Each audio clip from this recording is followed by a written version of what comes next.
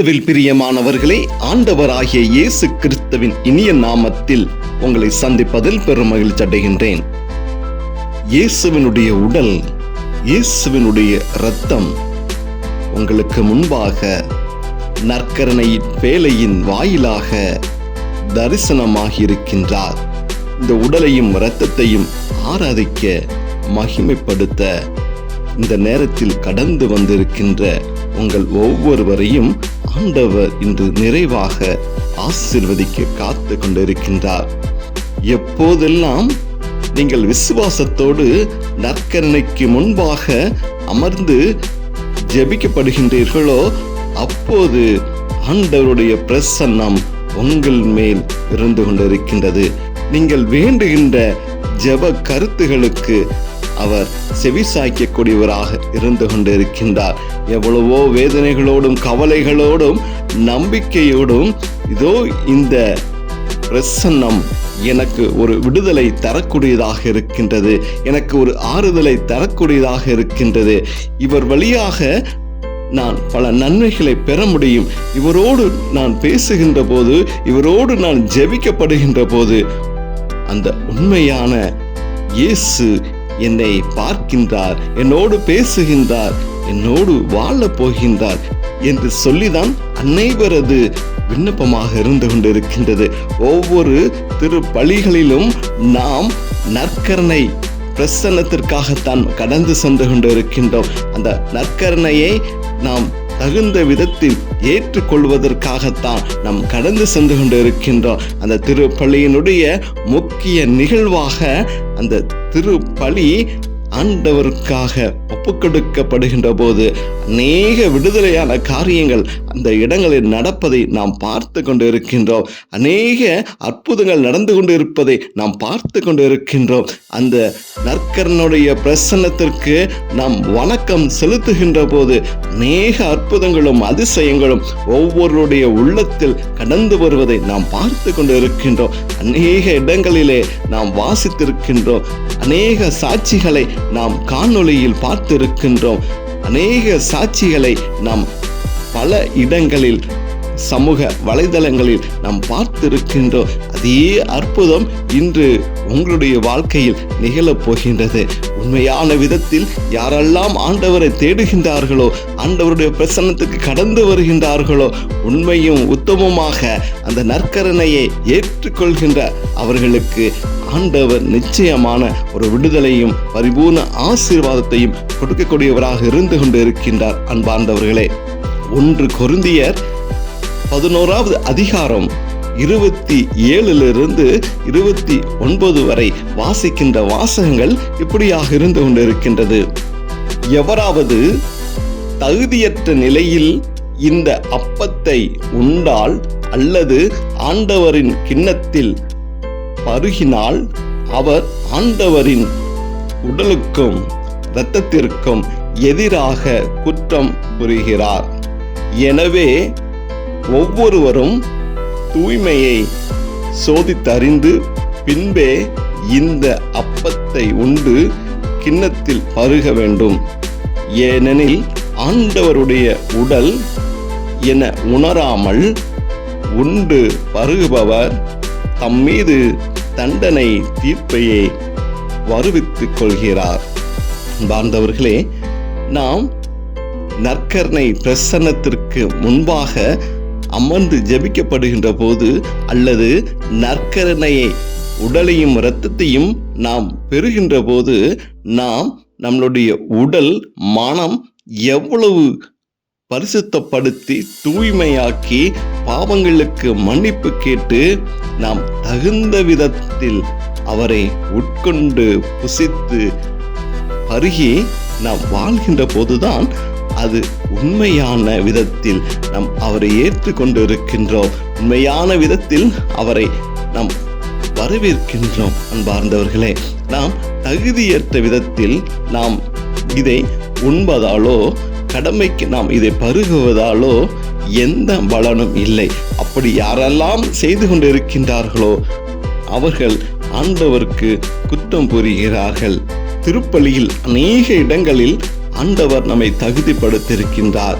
ஒவ்வொரு நிலைகளிலும் நாம் திருப்பலிக்கு ஒப்புக்கொடுத்து ஜெபிக்கப்படுகின்ற போது ஆரம்ப நிலையிலிருந்து நாம் நற்கருணை பெறுகின்ற வரைக்கு உள்ள ஒவ்வொரு வழிபாடுகளும் நம்மை தகுந்த விதத்தில் தயாரித்து நம்மை அர்ப்பணம் செய்து நம்முடைய பாவ பலவீனங்களை அறிக்கையிட்டு அதற்கு மன்னிப்பு கேட்டு நம்மை நாம் சுய பரிசோதனை செய்து தகுந்த விதத்தில் நம்மை நாம் ஒப்புக்கொடுத்துதான் ஆண்டவருடைய உடலையும் இரத்தத்தையும் நாம் உட்கொள்ள முடியும். கத்தோலிக்க திருச்சபையில் ஒரு முக்கியமான அங்கம் வகிப்பது அந்த பாவ மன்னிப்பு, பாவ சங்கீர்த்தனம்.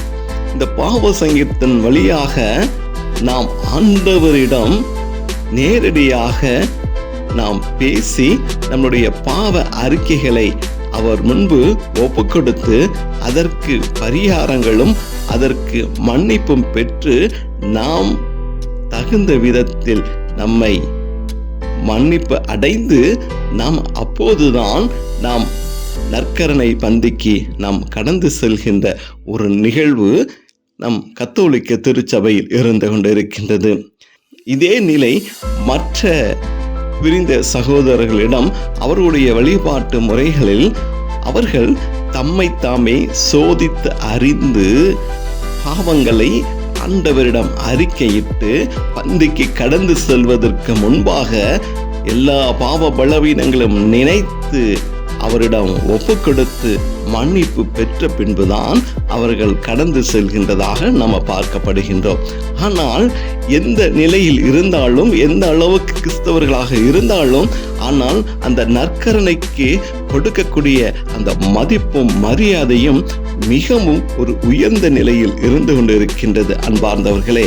ஏனென்றால் கிறிஸ்தவத்தில் ஆண்டவர் மரண தருவாய்க்கு நம்மால் அர்ப்பணிக்கப்பட்டு சிலுவையில் அறைவதற்கு முன்பாக அவர் மனிதர்களுடைய பாவங்களை மன்னிப்பதற்காகவும் மனிதர்கள் பாவ நிலை கடந்து உயிர் வாழ வேண்டும் என்பதற்காகத்தான் அவர் இந்த அப்பத்தையும் இரத்தத்தையும் நமக்காக ஒப்புக்கொடுத்து சென்றிருக்கின்றார்.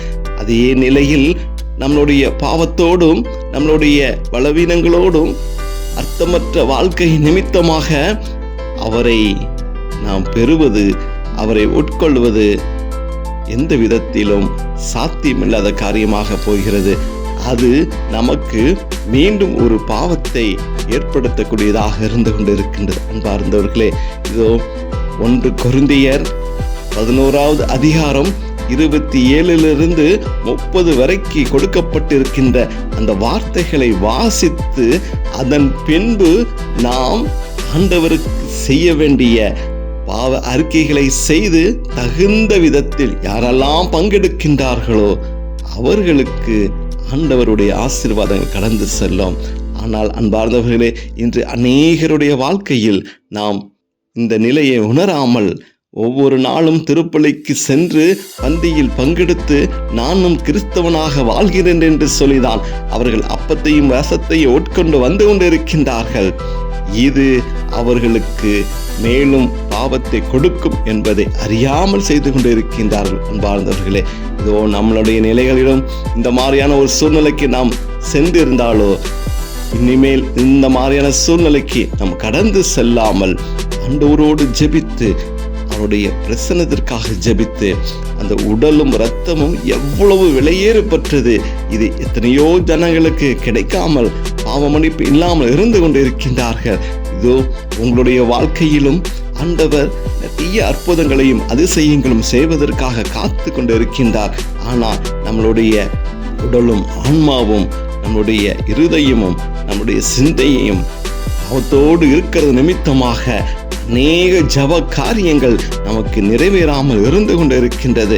நாம் பாவத்தோடு வாழ்ந்து கொண்டு ஆண்டவரை தேடணும் என்றால் அது எப்படி சாத்தியமாக இருக்கும்? பாவ நிறைந்த இடங்களிலோ இதோ அசிங்கமான ஒரு சூழ்நிலையில் வாழ்ந்து கொண்டு இருக்கின்ற ஒரு மனிதனிடம் ஆண்டவர் எப்படி கடந்து வருவார்? எப்படி உங்களுக்கு அதிசயங்களும் அற்புதங்களும் செய்ய முடியும் என்பதை நீங்கள் சிந்தித்து பார்த்து இன்றைய தினத்தில் இருந்து ஆண்டவர் வருவதற்கு நாம் ஆயத்தமான பிள்ளைகளாக நம்முடைய உடலும் உள்ளமும் வீடுகளும் ஆயத்தமான சூழ்நிலையில் இருக்கப்படுகின்ற போதுதான் ஆண்டவருடைய பிரசன்னம் கடந்து வரும் என்பதை நாம் விசுவாசத்தோடு இன்று நாம் பாவங்களுக்கு அறிக்கையிட்டு இந்த அற்புதரை வரவேற்கும் விதமாக நம்ம வீடுகளாக இருந்தாலும் நம்ம உள்ளமாக இருந்தாலும் நாம் சுத்தமாகவும் பாவக்கரைகளை அற்று அவரை வரவேற்று நம் வாழ்க்கையில் பல நன்மைகளை பெற முடியும். இப்படியாக இந்த நாளை நாம் ஆண்டவர் பாதத்தில் ஒப்புக் கொடுப்போம். ஆண்டவரோடு ஜெபிக்கப்படுகின்ற போது நாம் செய்த பாவங்கள் பலவீனங்களை நினைத்து மன்னிப்பு கேட்கின்ற போது ஆண்டவர் நிச்சயமாக உங்களையும் என்னையும் மன்னித்து இன்று நம்முடைய வேண்டுதலை கேட்கக்கூடியவராக இருந்து கொண்டு இருக்கின்றார். அன்பார்ந்தவர்களே, நாம் அனைவரும் கண்களை மூடி ஆண்டவரிடம் மன்னிப்பு கேட்ட பிள்ளைகளாக, ஆண்டவருடைய உடலுக்கும் இரத்தத்திற்கும் மரியாதை கொடுக்கக்கூடிய பிள்ளைகளாக ஆண்டவர் பாதத்தில் ஜெபத்தோடு நாம் கடந்து வருவோமா? அன்பின் பரலோக பிதாவே, இந்த நாளை காண செய்த கிருபைக்காக நன்றி செலுத்துகிறேன் ஆண்டவரே.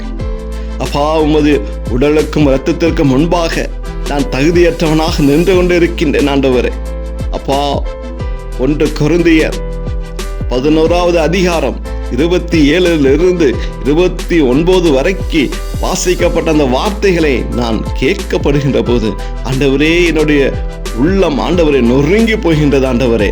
அப்பா, எவ்வளவு விசுவாசத்தோடு நான் கடந்து வந்திருந்தாலும் ஆனால் பல நிலைகளில் ஆண்டவரே நான் பாவத்தோடு கடந்து வந்து இருக்கின்றேன் ஆண்டவரே. உமது நற்கருணையின் கைகளில் பெறுவதற்கு நான் தகுதியற்ற சூழ்நிலையில் நான் அதை என் கைகளிலே பெற்று ஆண்டவரே, அப்பா, என்னுடைய உடலும் உள்ளமும் ஆண்டவரே பாவ நிறைந்த சூழ்நிலையில் ஆண்டவரே அந்த நற்கருணையை உடலுக்குள் அழைத்து சென்றிருக்கின்றேன், உணவாக அறிந்திருக்கின்றேன் ஆண்டவரே. அப்பா, இப்படியான செய்த தருணங்களுக்காக நான் மன்னிப்பை கேட்கின்றேன் ஆண்டவரே.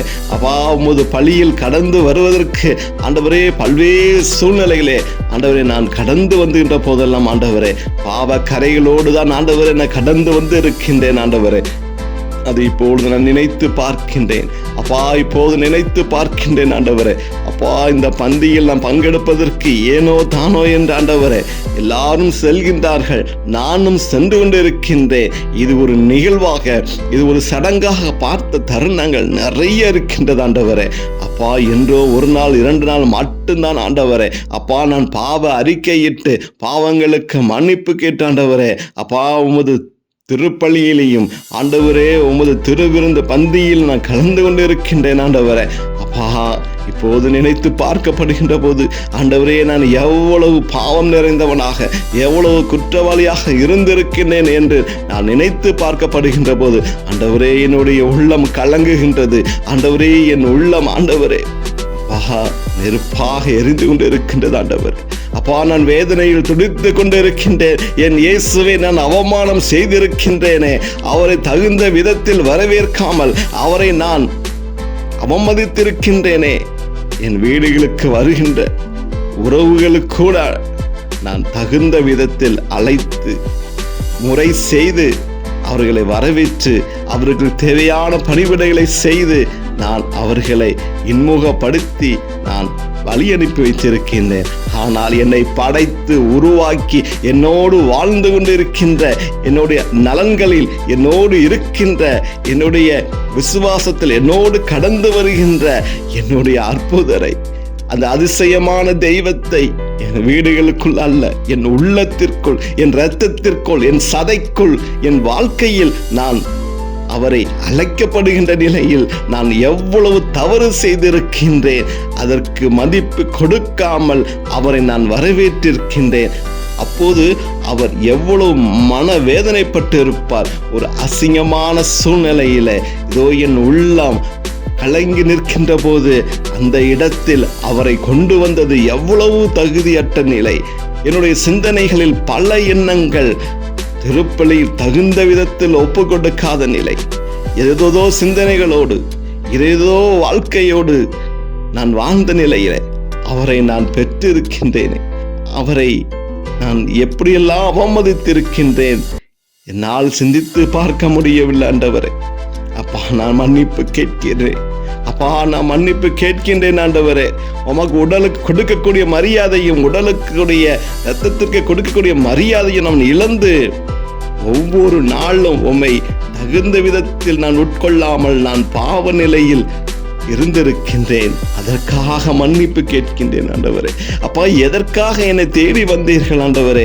அப்பா, என்னுடைய பாவங்களையும் குற்றங்களையும் நீங்க மன்னிப்பதற்காகத்தானே, என்னை மீண்டும் வாழ வைப்பதற்காகத்தான் ஆண்டவரே எங்களை ஒவ்வொரு முறையும் தேடி வந்து கொண்டு இருக்கின்றீர்கள். அதை உணராத பிள்ளையாக ஆண்டவரே உம்மை அவமதித்து ஒரு சடங்குக்கு சம்பிரதாயத்துக்குமாக நான் உம்மை வரவேற்று அதுவும் என் உள்ளத்தில் நான் வைத்து ஆராதிக்காமல் ஆண்டவரே உம்மை துக்கப்படுத்தியிருக்கின்றேன், உம்மை அவமதித்திருக்கின்றேன் ஆண்டவரே. அப்பா, அந்த பாவ கரைகளோடு ஆண்டவரே உம்மையும் ஒரு ஓரத்தில் நான் வைத்திருந்திருக்கின்றேன் ஆண்டவரே. அப்பா, எனக்கு மன்னிப்பு கொடுங்க ராஜா. ஆண்டவரே, எனக்கு மன்னிப்பு கொடுங்க ஆண்டவரே. என்னுடைய வாழ்க்கையில் நான் கிறிஸ்துவை விட்டு நான் தள்ளி போயிருக்கின்றேன். ஆனால் நாங்கள் நினைத்ததோ இதோ திருவழிபாடுகளுக்கு கடந்து செல்கின்றோம், திருப்பலிக்கு கடந்து செல்கின்றோம், ஞாயிற்றுக்கிழமை கடன் திருநாள் நாங்கள் ஆண்டவரை பார்க்க போகின்றோம், அவரை உட்கொள்கின்றோம். இதோ நானும் கிறிஸ்தவன் தான், எனக்கும் எல்லா ஆசீர்வாதங்களும் கிடைக்கும் என்று நம்பிதான் வாழ்ந்து கொண்டு இருக்கின்றோம். ஆனால் அநேக இடங்களில் ஆண்டவரே என்னுடைய விண்ணப்பங்கள் கேட்கப்படாமல் இருந்திருக்கின்றது, என் கண்ணீருக்கு விடை கிடைக்காமல் இருந்து கொண்டு இருக்கின்றது. ஏன் ஏன் என்று நான் தேடினேன் ஆண்டவரே. உம்மை அவமதித்து நான் பேசியிருக்கின்றேன். ஏன் எனக்கு அற்புதங்கள் நிகழவில்லை? ஏன் எனக்கு அதிசயங்கள் நிகழவில்லை? யாராருக்கோ அற்புதங்களும் அதிசயங்களும் நடந்து கொண்டு இருக்கின்றது.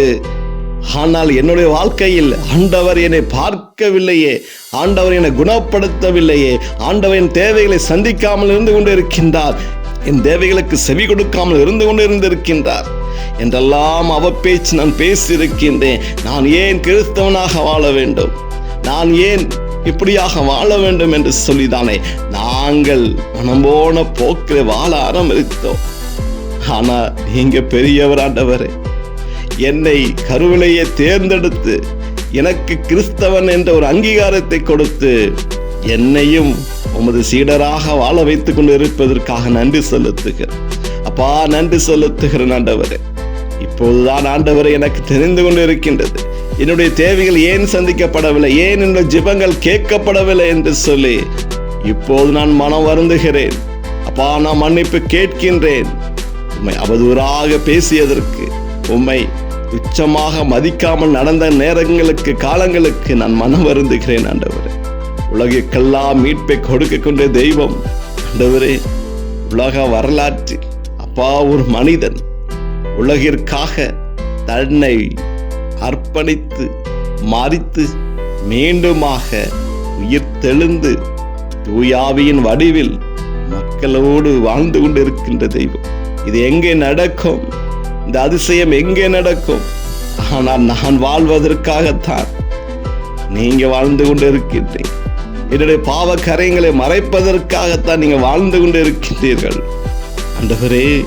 நீங்க மீண்டும் வரும் இந்த உணவை கொடுத்து சென்றிருக்கின்றீர்கள்.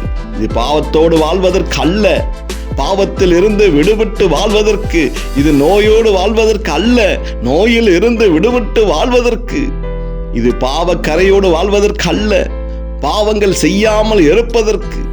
நான் தவறு செய்து விட்டேன், என்னை மன்னித்து விடுங்க ஆண்டவரே. அப்பா, என்னை மன்னித்து விடுங்க அப்பா. இந்த பிரசன்னம் இன்று எனக்கு ஒரு மன்னிப்பை கொடுக்க வேண்டும் அப்பா. அந்த தெய்வீக பிரசன்னம் ஆண்டவரே, இந்த நற்கருணை பேழையில் எழுந்திருக்கின்ற தெய்வம், என்னை பார்க்க வந்திருக்கின்ற தெய்வம், என்னை குணப்படுத்த வந்திருக்கின்ற தெய்வம், நான் வைக்கின்ற விண்ணப்பங்களை கேட்க வந்திருக்கிற தெய்வம் ஆண்டவரே, மனம் இறங்குங்க. நற்கருணை ஆண்டவரே, மனம் இறங்குங்க ஆண்டவரே. இந்த நாளில் ஒரு விடுதலை கொடுங்க அப்பா. அந்த நாளில் ஒரு ஆசீர்வாதத்தை கொடுங்க அப்பா.